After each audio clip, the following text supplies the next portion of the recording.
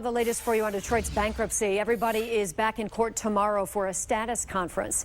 The city will have to disclose the status of negotiations with creditors. Retirees and city pension officials contend these have not been in good faith. Judge Stephen Rhodes will set deadlines and schedules.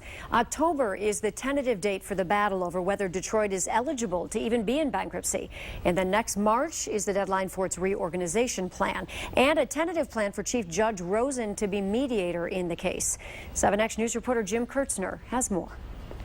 In a bankruptcy, the main judge does not have to judge everything that comes up, especially disputes over money and amounts. He can toss that to a mediator. He's tentatively picked Chief Federal Judge Gerald Rosen.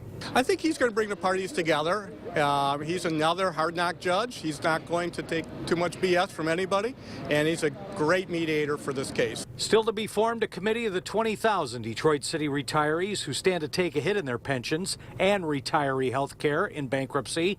2 retiree groups already formed wanted to be retirees only, not their previous unions, and no involvement from the city, including picking who's on the committee. Is really listed as one of the single largest creditors, and so do not want to have want to work with the committee, but not have committee usurp our role. For the union officials, this has very broad implications nationally as to how retirees get treated, and I think for the retirees, they ought to hear how their benefits are being negotiated.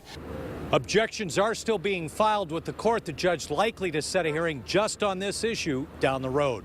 In downtown, Jim Kurtzner, 7 Action News. Thank you, Jim. And also still to come, the court's limited role. And what does that mean to the big issue of the constitutional protections on those pensions?